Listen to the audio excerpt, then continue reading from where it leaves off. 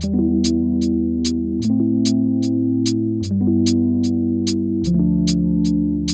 on This Iberian Life, we're going to walk you through the 10 steps of buying a home in Spain. So welcome to This Iberian Life, Felipe Martinez. Thank you, Eddie. Great. So Felipe is with Martinez Echevarria, the law firm that I used when my family and I bought our home in Conil de la Frontera. And Felipe, you're based out of the Marbella office, is that correct? Yes, I am based today at the Marbella office, although we have offices all around Costa del Sol. Let's just jump right into it. Our audience out there is predominantly going to be English speakers, right? So a lot like me from the United States, maybe from Canada. And so the system, I found out the hard way, the system of buying a home here in Spain is just very different than what we're accustomed to in the United States. So step number one, right? The first thing is getting your NIE number. So your NIE number is an identification number that Spain is going to require to do anything from, buying a home to one extreme to having a bank account on the other. So walk us through that, Felipe. How does somebody obtain their NIE number in Spain? You can apply for your NIE number either at the Spanish consulate or embassy of your country, or alternatively, you can attend yourself here at the National Police Station, or what most of the client does is to grant us power of attorney, and we can represent the clients at the police station ourselves and make the application in their own names. Now, to obtain a NIE number, does somebody have to have a visa to live in Spain? To obtain a visa, you don't need a NIE number. However, you need a NIE number to apply and obtain a visa. Okay, no lucrative visa or a lucrative visa, no a tourist visa. Okay, so taking home buying out of the process, you get your NIE number first, and then you get your visa. Is that correct? Exactly. You apply for your NIE number, and then you have the possibility to apply for a no-lucrative or a lucrative visa. Okay. This is an important point, folks, because you don't necessarily have to have a visa to own a home in Spain. That's correct, because you can stay 90 days every 180. Okay, so step number one, you're going to get your NIE number. And that can be applied for. Americans can apply for that from the comforts of their home in the United States. Canadians could do the same thing. Would they work with a company such as yours to obtain that? Yes, they can apply or they can obtain it at the consulate or the embassy, or they can grant us power of attorney in the States or in Canada, or when they come here for the purchase of the property, they can also give us power of attorney during their visit here. Okay, gotcha. So that can all be done remotely, which is key. Well, I know that that we obtained ours. We were living in Arlington, Virginia at the time. I'm now broadcasting from Madrid. But from Arlington, we just went to the Spanish embassy in Washington, D.C. and processed that paperwork. Okay, that brings us to step number two. Step number two is opening a Spanish bank account. It sounds simple, but I will tell you this, everything inside of Spain, from a cell phone contract to buying a home, is going to require you have a Spanish bank account. So first thing we did when we arrived in Sevilla in July of 2022 was we went with our NIE numbers to Santander, and we opened up a bank account there. And that opened the doors for us to buy a car, sign up with our cell phone provider, sign up for home internet. All that was predicated on having the Spanish bank account, because so much is done here in Spain through electronic bank transfer. So you need that IBAN number to be able to sign up for these type of contracts. There might be some folks watching this video that maybe have a bank account in France or a different EU country. Would that suffice, or does the bank account to buy a home have to actually be in Spain? The answer should be yes. If they have an EU bank account, in principle, they should be able to use it. But in practical terms, our suggestion is to open a local bank account here in Spain, because sometimes the direct debits with the utility company like electricity, water company, town hall does not work properly.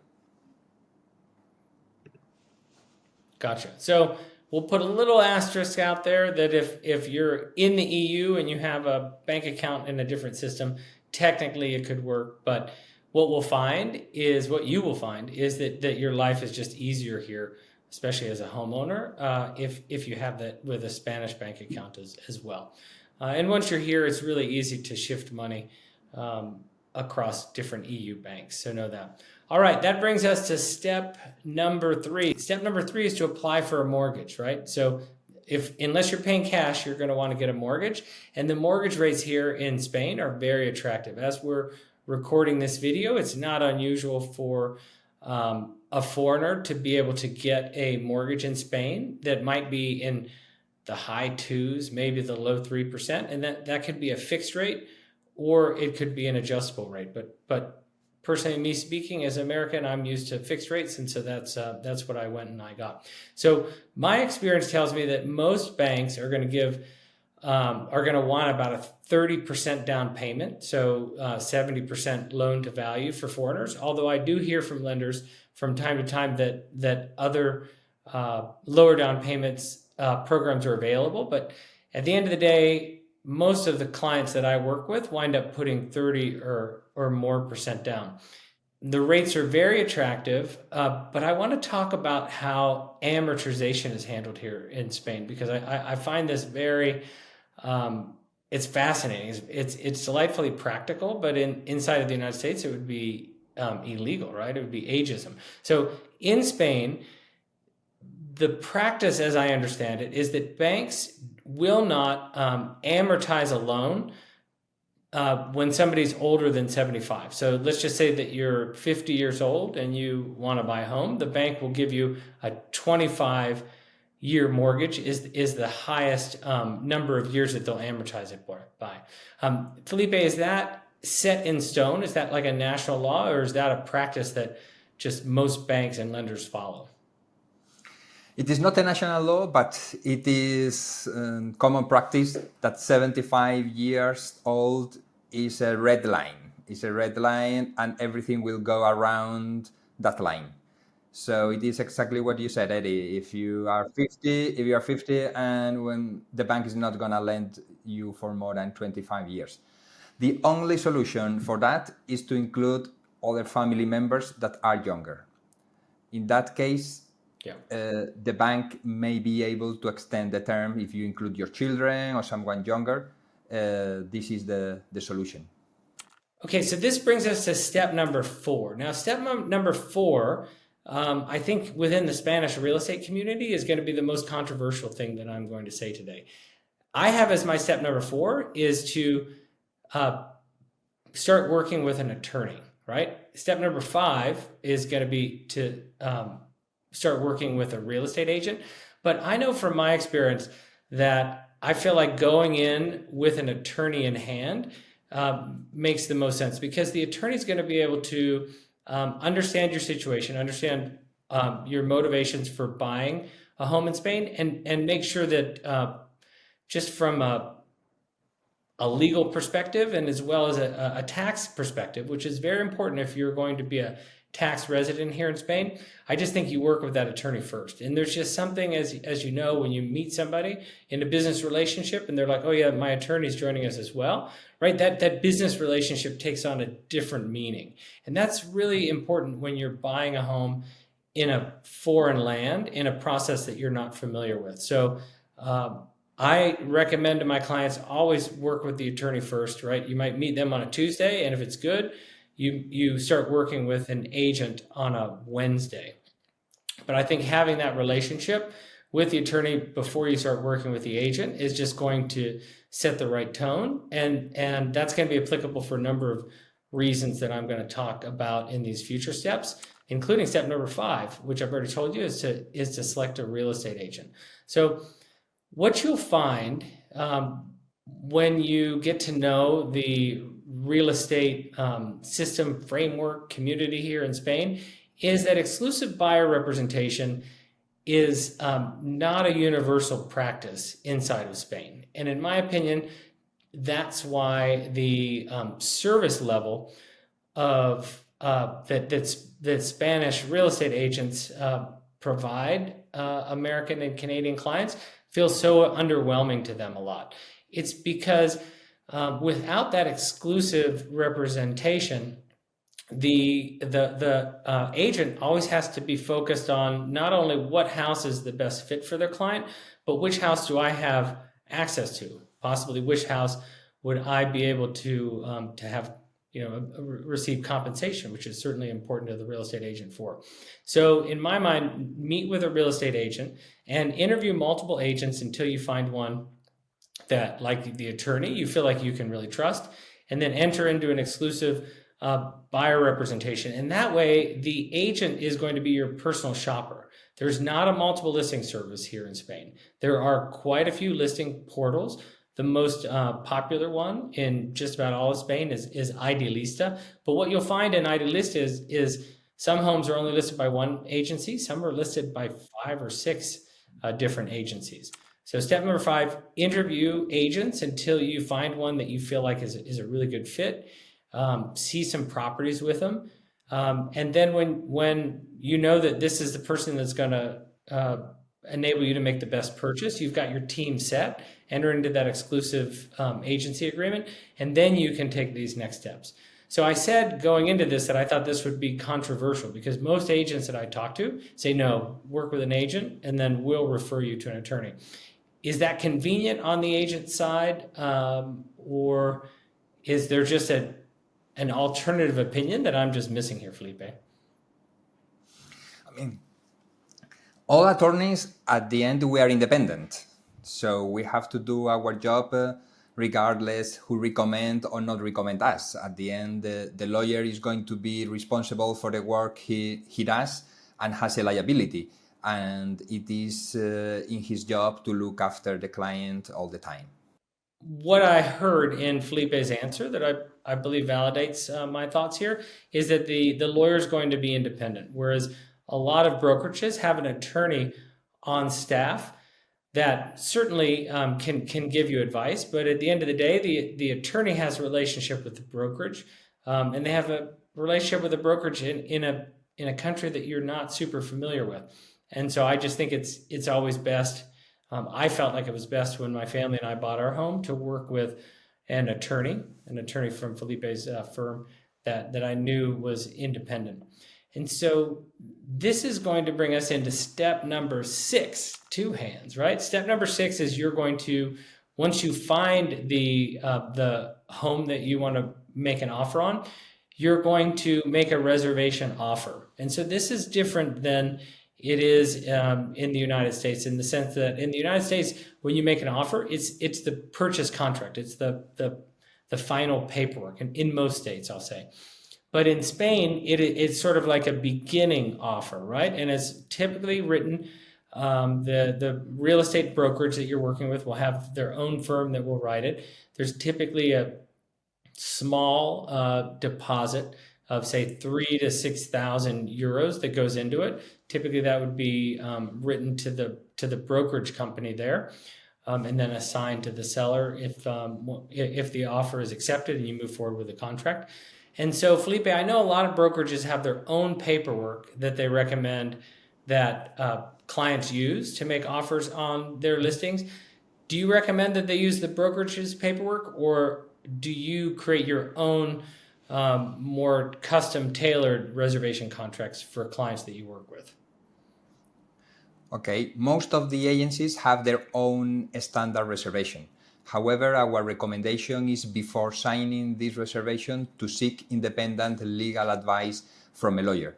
We have to bear in mind that many times the reservation contract contains important stipulation or clauses that are going to be brought later on again into the private contract and cannot be changed. So it is of essential importance to review them in advance.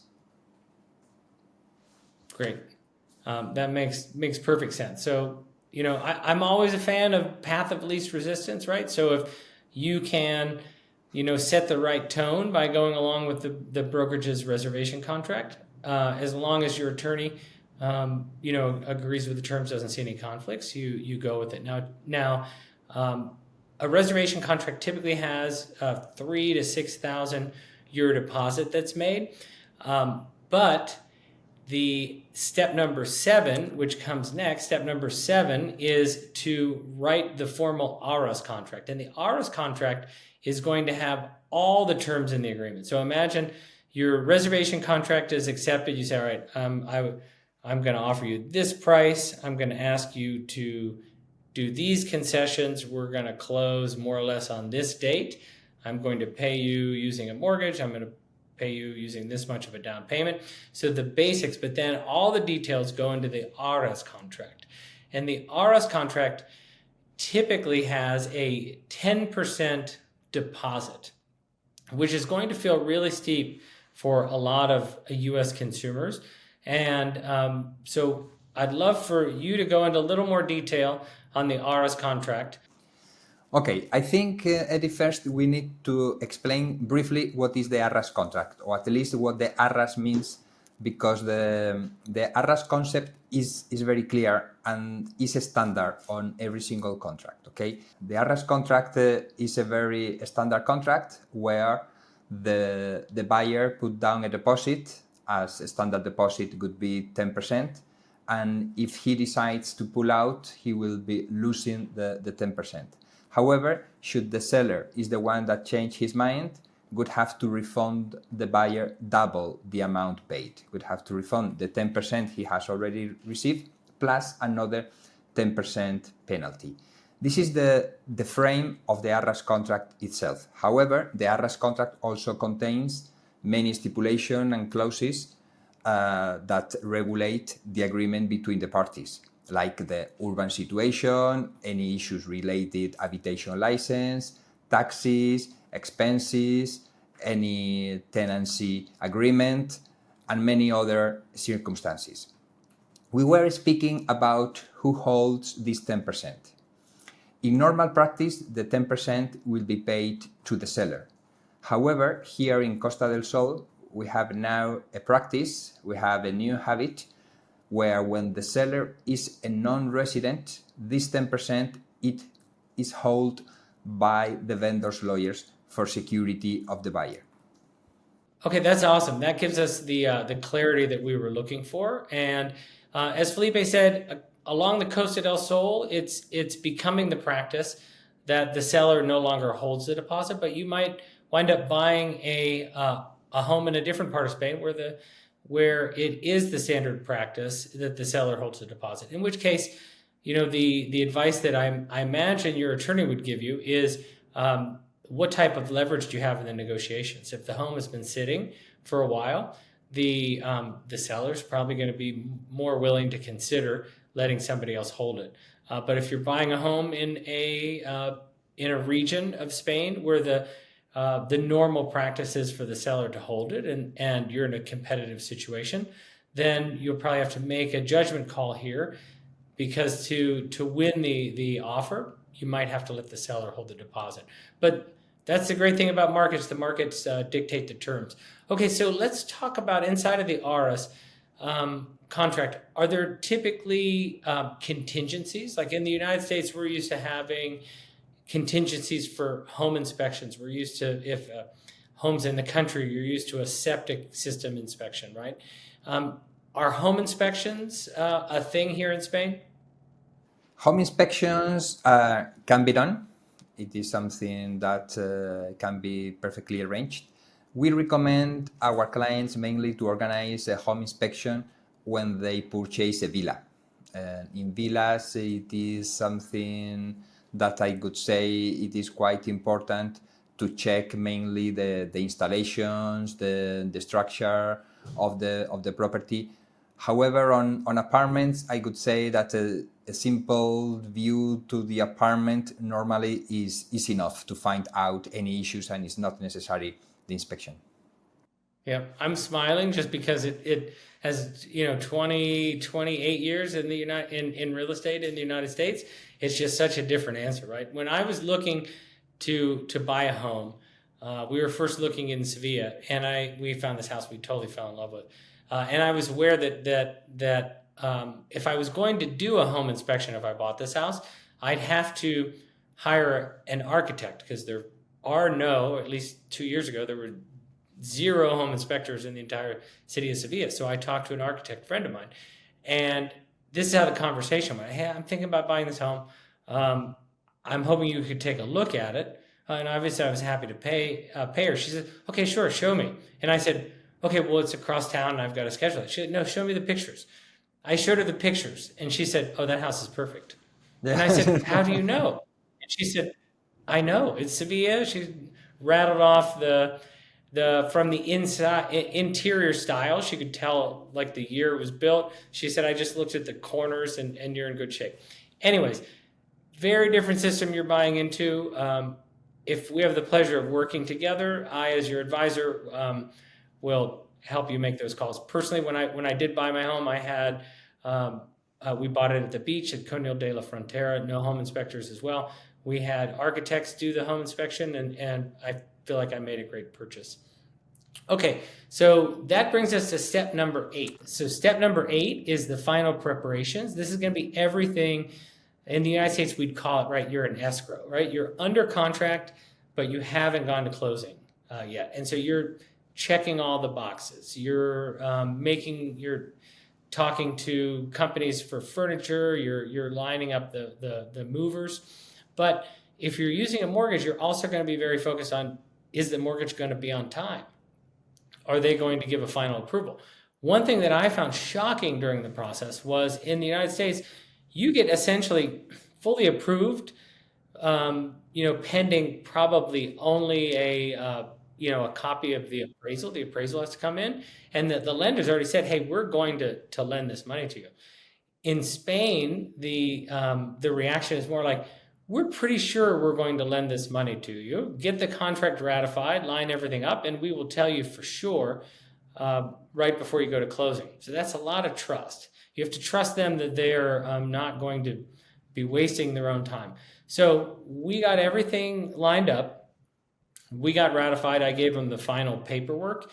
And then I got the final approval. I believe that when they told me I could pop the champagne and know that I was actually buying the home was pretty much 10 days before closing. Because once the loan is approved, you sign paperwork with the lender.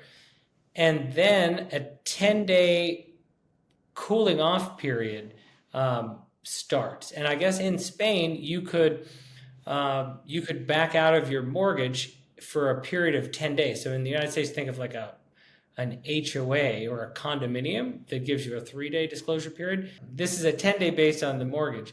And so one thing that struck me though is, Felipe, if you back out of your mortgage, but you're under contract, you've got this Arras contract to buy the home, do you get your 10% deposit back, or are you still obligated to buy the home? You just don't have to use this particular mortgage. The 10% is non-refundable, so you don't get your 10% back. Once you sign the Arras contract, you have to be sure that you are going to have the necessary funds upon completion, or that you have the money ready, or you are going to get the finance. But you need to be able to complete the purchase. Otherwise, you lose the 10%. Okay. It is true that mortgages here in Spain works differently. You get a pre-approve from the bank pretty soon, but including all the steps that are necessary for the mortgage, we always recommend clients to allow between 10 and 12 weeks. Yeah, it sounds like a good estimate. So just sort of tongue-in-cheek, it's one of those regulations that feels very pro-consumer. When you think about it, you get 10 days to review the documents. But at the end of the day, if you back out of your mortgage, that doesn't mean that you can back out of the house. So make sure that you're working with a credible mortgage company that is not going to have any terms in there that you might find objectionable. All right, so this brings us to the big one, step number 9. What this is all about, the closing day, when you're going to actually obtain the deed to the property. You're going to get the keys, and you're going to be able to move in. It's that big celebration. So if you bought a home in the United States, you probably used a title company. And the title company, they like pulled together all the paperwork you needed, from taxes to your mortgage to paying everybody that was involved. And a notary company in Spain is going to play a very similar role. So when you get to the notary on that day, you're going to do a couple key things. You're going to pay the balance, right? So if you're buying a 500,000 euro home, you put 100,000 euros down, you're going to pay that 400,000 euro difference. You're also going to be paying your upfront taxes, and I'm going to ask Felipe to dive into that. And you're also going to be paying any notary fees, any type of land registry fees, legal fees. That's all going to be done on this same day. So could you go into a little more detail on that, Felipe? Yes, we say that the taxes and expenses related to the purchase of a property of a resale are around 9% on top of the purchase price. 7% corresponds to the transfer tax. 1%, roughly, a little bit less than 1%, but we say 1% in general terms for notary fees and land registry fees, and 1% for lawyers' fees. All this adds about 9%. About 9%. Now, is that 7% universal across Spain? But if you go to the east of Spain, Costa Blanca, Catalonia, the rate could be up to 10%. Gotcha. So either which way, these prices are way higher than people are used to paying in the United States. However, there's a flip side, right? And that is that the recurring taxes that you pay on real estate are incredibly low here. For example, you might only pay 500 euros a year for property tax for a house that you might be spending $600-800 a month on in the United States. So while you are paying a large amount up front, the break-even point, which I'm happy to help you calculate, probably around 5 or 6 years. And then after you go on there, obviously you break through that break-even point, and then it becomes much more affordable to own a home in Spain.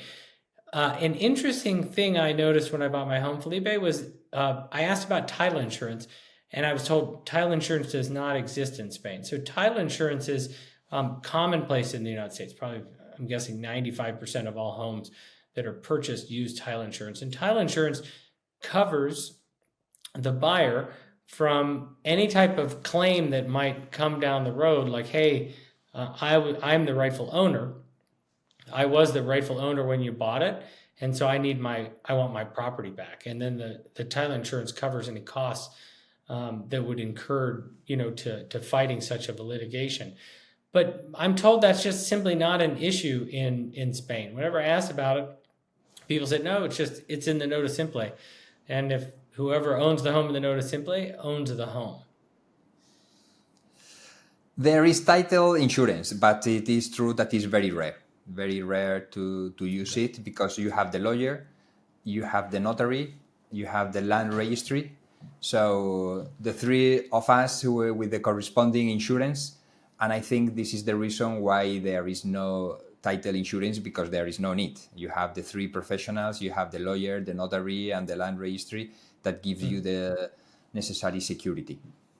All right, so that brings us to the final step, right? Which is you get the keys and you actually move into the home. And once you move into the home, you're going to do many of the same things that you would do at a home in the United States or Canada. You're going to transfer all of the utilities. You're going to get the cable into your name. You're going to make sure you have the Movistar package so that you can watch La Liga action. You're going to sign up for DAZN if you want to watch American football.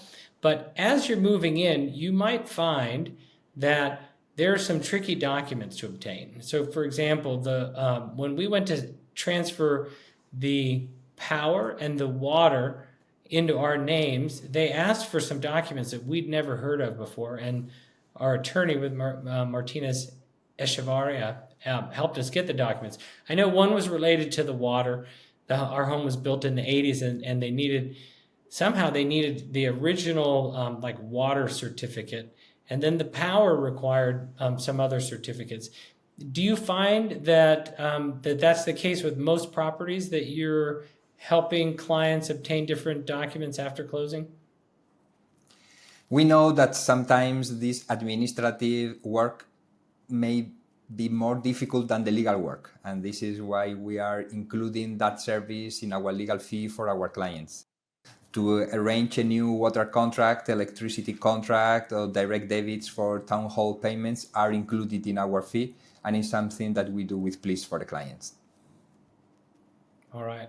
So that's great to know that you're covered there. And if you ask me, that fee is probably worth it, because I wound up going back to the attorneys for the assistance anyways. All right, team. So now you know how to buy a home in Spain. At least you have the 10 steps. But what you might have noticed is along each and every one of these steps, I offered examples about how the process of buying real estate is different here in Spain than you'd be accustomed to in North America. And so I started this Iberian life to walk English-speaking North Americans through this process, right? I'm going to help you get this process as close to what you would find in the United States as in Canada, only obviously within Spain.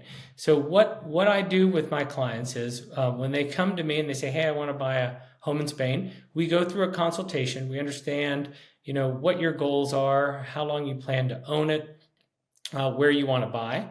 And then once we have that down and we have a good plan, I will connect you with the experts in the city that you want to purchase in, right? So I'll connect you with a Felipe in the town you want to buy. I'll connect you with a lender and a real estate agent. And if you need a home inspection, I will connect you with a home inspector if some exist, or with an architect if they don't. And so what you're getting is an outside consultant that is going to help take you through the whole process. But on top of that, you're getting the so important local experts, because at the end of the day, real estate is local. And I think it's even more local here in Spain than it is back in North America. So you want to have that American advisor. That's what I give you. And then you want to have the boots on the ground experts that are going to get that deal done. So it's an exciting process. It's not for everyone, but it's certainly, my family would tell you, is the best decision that we've ever made. So thank you so much, Felipe Martinez, for being my guest and providing that local expertise on buying a home in Spain, specifically the Costa del Sol. Thank you very much, Eddie. Everybody at home, if you enjoyed this video, hit that subscribe button so you'll be notified when I drop new content. If you liked what you saw, help me out in the algorithm by giving me a like as well. And finally, leave a comment below letting me know what you'd like me to cover on my next This Iberian Life video. Thanks for tuning in, and I will see you real soon.